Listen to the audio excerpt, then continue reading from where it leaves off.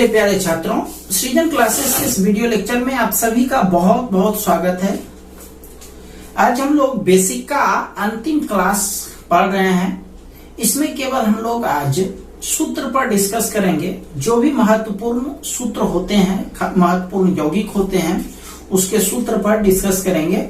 क्योंकि यदि आपको जब हम चैप्टर स्टार्ट करेंगे तो उस दौरान यदि हम सिर्फ बोल देंगे तो समझ जाइएगा कि इसका सूत्र ऐसा होता है। आपको अच्छे से उसको रट लेना है, अच्छे से याद कर लेना है। तो कल हमने वैसे आप लोगों को सूत्र बनाने का तरीका बताया था।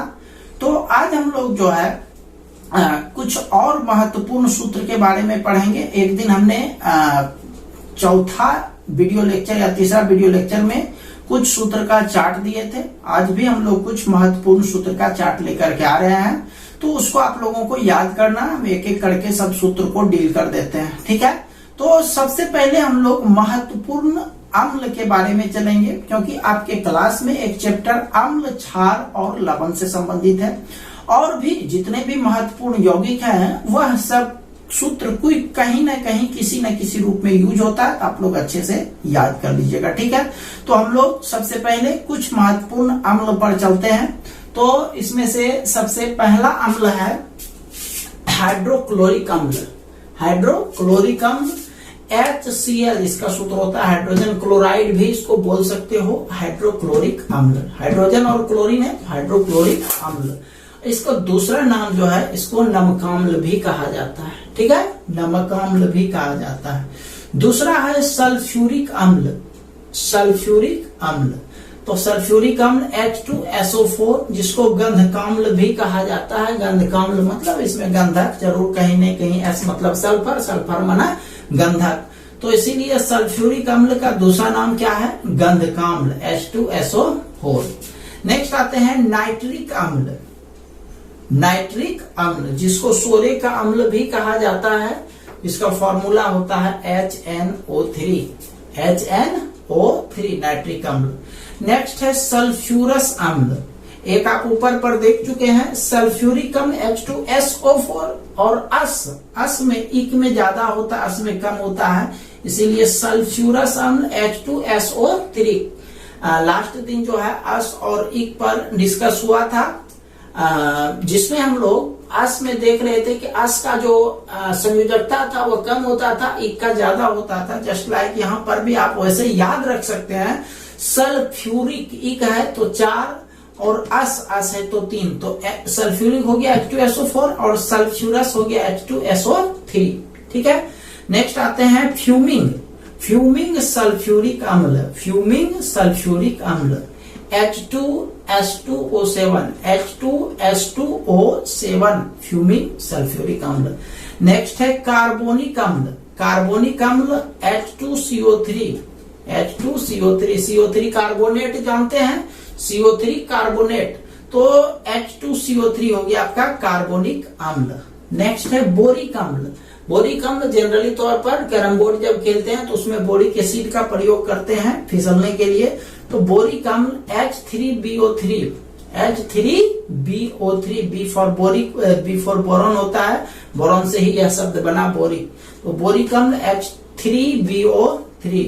नेक्स्ट आते हैं फॉस्फोरिक अम्ल। फॉस्फोरिक यानी फॉस्फोरस हो गया, फॉस्फेट हो गया तो PO4 फॉस्फेट, H हो गया तो अम्ल बन गया, तो H3PO4 ये हो गया H3PO4। कौन सा अम्ल? फॉस्फोरिक अम्ल।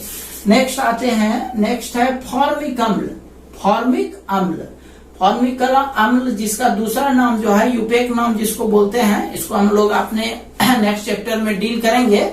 तो फॉर्मिक अम्ल का दूसरा नाम मेथेनोइक अम्ल भी होता है, HCOOH। HCOOH बोल सकते हैं, HCOOH भी बोल सकते हैं। नेक्स्ट है एसिटिक अम्ल। एसिटिक अम्ल का जो दूसरा नाम होता है वो एथेनोइक अम्ल होता है। यानी एसिटिक अम्ल का यूपेक नामकरण वह एथेनोइक अम्ल भी होता है, जिसका सूत्र होता है CH3COOH या CH3COOH। ठीक है, तो यह हो गया आपका अम्ल का लेखा जोखा। यह सारा जो है अम्ल बहुत ही महत्वपूर्ण अम्ल है। इसका नाम और सूत्र आप लोग अच्छे से याद कर लीजिएगा। ठीक है, चलिए आते हैं नेक्स्ट पॉइंट पर। कुछ और महत्वपूर्ण यौगिक के बारे में चलते हैं अब हम लोग। 20 पहले हम चार्ट दे चुके हैं, अब कुछ और यहाँ पर 12 सूत्र का चार्ट यहाँ पर हम दे रहे हैं। इसको आप लोग अच्छे से याद कर लीजिएगा। चलिए इसको भी हम डील कर रहे हैं एक एक करके। भारी जल, भारी जल, जल का सूत्र ऐसे आप जानते हैं H2O होता है, भारी जल D2O, जिसको ड्यूटेरियम ऑक्साइड भी कहा जाता है, ड्यूटेरियम ऑक्साइड D2O। नेक्स्ट है सिंदूर, नेक्स्ट क्या है सिंदूर। सिंदूर का दूसरा नाम है वर्मिलियन। वैसे आप जानते हो कि सिंदूर का प्रयोग हम लोग शादी विवाह में जनरली करते हैं, यानी उसका दूसरा नाम ऐसे याद रख सकते हो, वर मिल गया, है कि नहीं। तो खैर सिंदूर, वर्मिलियन, तो इसका सूत्र हो गया HGS, HGS सिंदूर का सूत्र हो गया। नेक्स्ट आते हैं सोरा, सोरा।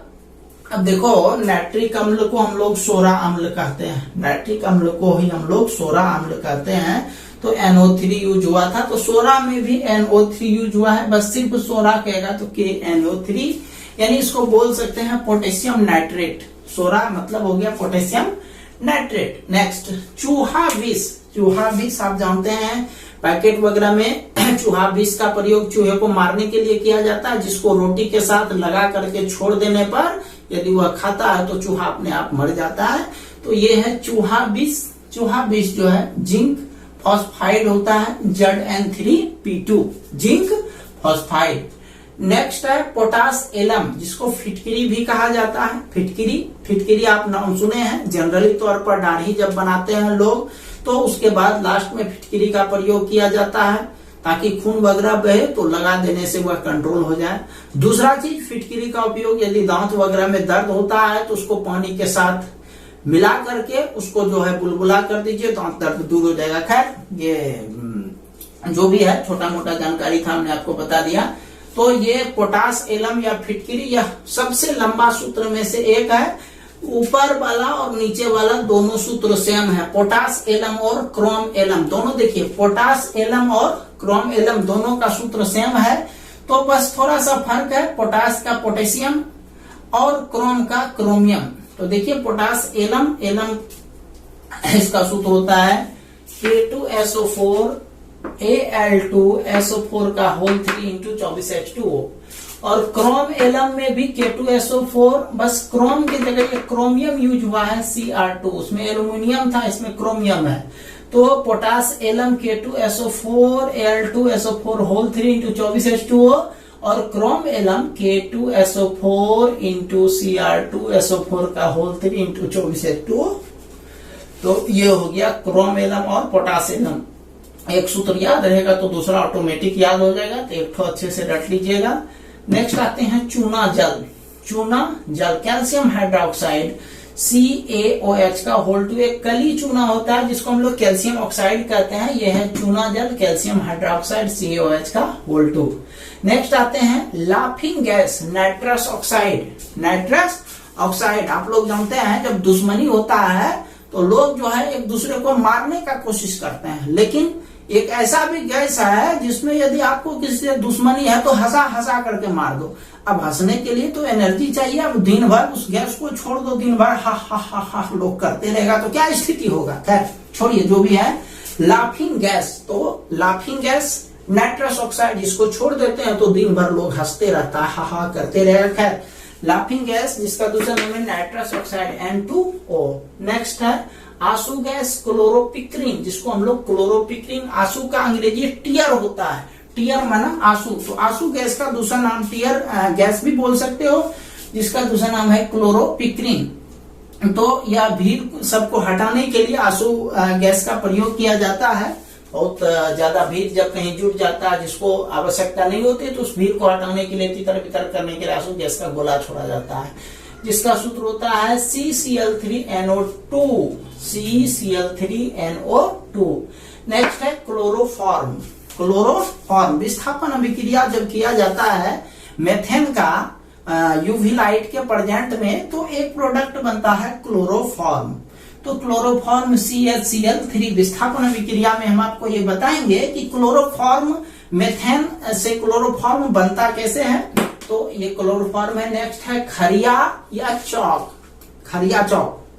खैर खरिया मतलब होता है एक चूना, जिसको खल्ली बोल सकते हो, तो खरिया या चौक, CaCO3 calcium carbonate, calcium carbonate. Next है फ्रीऑन, फ्रीऑन CF2Cl2, ठीक है। तो इन सारे फॉर्मूला का आप लोग ध्यान याद रख लीजिएगा। नेक्स्ट आते हैं हम लोग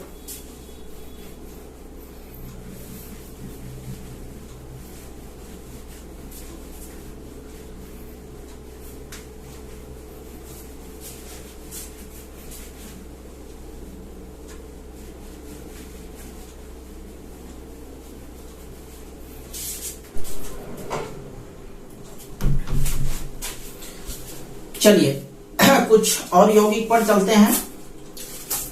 अगला है श्वेत पोटास। नाम से पता चलता है पोटास यानी पोटेशियम, यानी के का मात्रा रहेगा ही।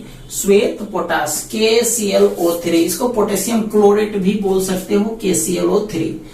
नेक्स्ट है लाल पोटास, लाल पोटास, तो पोटास पोटेशियम यानी कि होबे करेगा MnO4, तो इसको लाल पोटास के MnO4, या इसको बोल सकते हैं पोटेशियम MnO4 को बोलते हैं परमैंगनेट। तो ये हो गया पोटेशियम परमैंगनेट, ऊपर वाला हो गया पोटेशियम क्लोरेट, ठीक है। नेक्स्ट है साधारण नमक, जिसको रॉक सॉल्ट भी कहा जाता है। रॉक मतलब चट्टान होता है, चट्टान से भी नमक प्राप्त किया जाता है। तो साधारण नमक या रॉक सॉल्ट इसका होता है सोडियम क्लोराइड NaCl। नेक्स्ट है फायर डैम्प या marsh gas, marsh gas, methane gas को मार्स गैस या फायर डैम्प भी कहा जाता है, CH4। नेक्स्ट है गैमेक्सिन, गैमेक्सिन सब में 6 है, C6H6Cl6। नेक्स्ट है quartz, quartz SiO2, SiO2। Next संगमरमर या चूना पत्थर, जिसका नाम जो है आप लोग इससे पहले चौक भी पढ़े थे, चौक या फिर खड़िया या संगमरमर या चूना पत्थर, ये सारे चीज एक ही चीज है।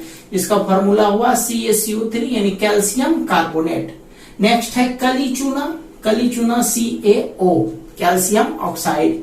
नेक्स्ट है बुझा चूना, बुझा चूना मतलब उसको पानी में डालिएगा तो कोई रिएक्शन नहीं दिखाएगा। ऐसे जनरली हम लोग चूना को पानी में डालते हैं, आप लोग उसमें पानी को उबलते हुए देखिएगा, बट ये बुझा चूना से कोई फर्क नहीं पड़ता है। बुझा चूना को पानी में भी डालिएगा तो कोई तरह का रिएक्शन वो नहीं दिखाएगा। तो बुझा चूना का दूसरा नाम बकरा चूना भी है, calcium hydroxide, calcium hydroxide.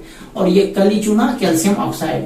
Next है milk of magnesia, milk of magnesia magnesium hydroxide MgOH का होल 2। नेक्स्ट है सॉल्ट केक यानी नमक का केक, Na2SO4 यानी हो गया ये सोडियम सल्फेट, जिसको सॉल्ट केक भी कहा जाता है। नेक्स्ट है कार्बन टेट्राक्लोराइड, ये कार्बन टेट्राक्लोराइड भी क्लोरोफॉर्म के तरह ही यह भी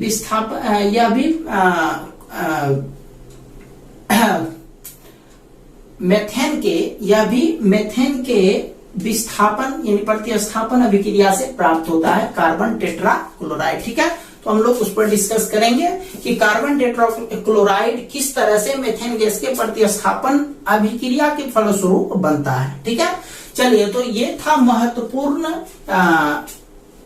यौगिक जिस पर हम लोग डिस्कस किए 12 गो, और यह 12 24 हो गया। और अब हम लोग कुछ कार्बनिक यौगिक पर डिस्कस करते हैं।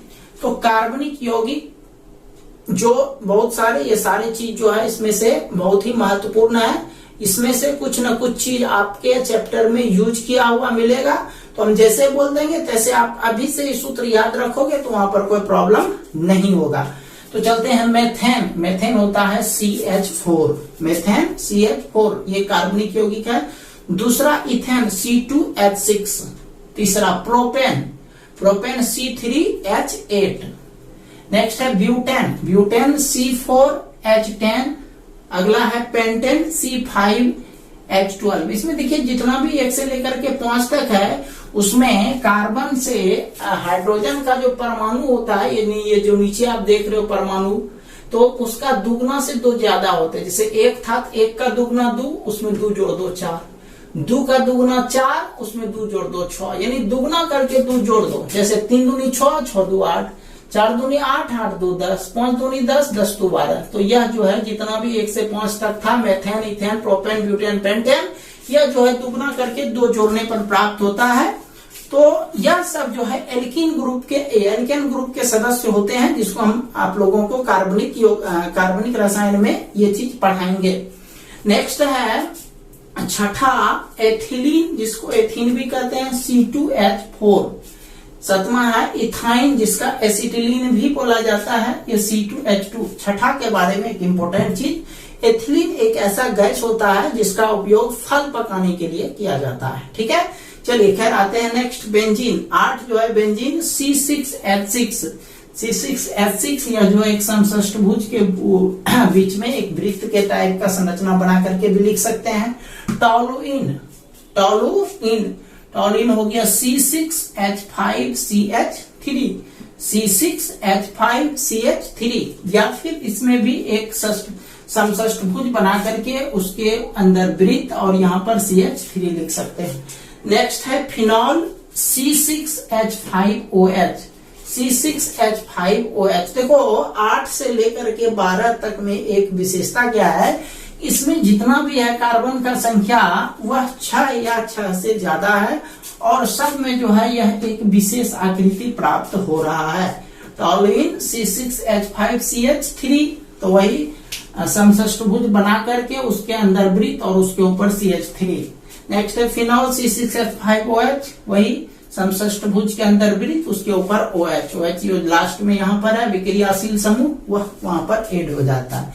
नेक्स्ट है एनिलीन हो गया C6H5NH2 बस समषष्टभुज के अंदर वृत्त उसके ऊपर NH2।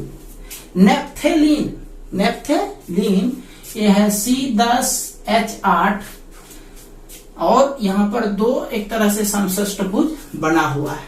तो ठीक है, तो आज जो था मुख्य रूप से जो भी सूत्र आप लोगों का छूट गया था इस चैप्टर में, उसी से संबंधित चीजों पर हमने आज का पूरा वीडियो लेक्चर आज का रखा। ठीक है, तो जितना भी सूत्र आप लोगों को पढ़ाया गया है, हम उम्मीद करते हैं आप लोग सभी इसको अच्छे से याद कर लेंगे, अच्छे से रट लेंगे। कल से हम लोग केमिस्ट्री का पहला चैप्टर शुरू करेंगे जो सिलेबस है, अभी तक हम लोग बेसिक पढ़ रहे थे। ठीक है, तो मिलते हैं हम लोग कल एक नए वीडियो लेक्चर के साथ। तब तक के लिए आप सभी का बहुत बहुत धन्यवाद।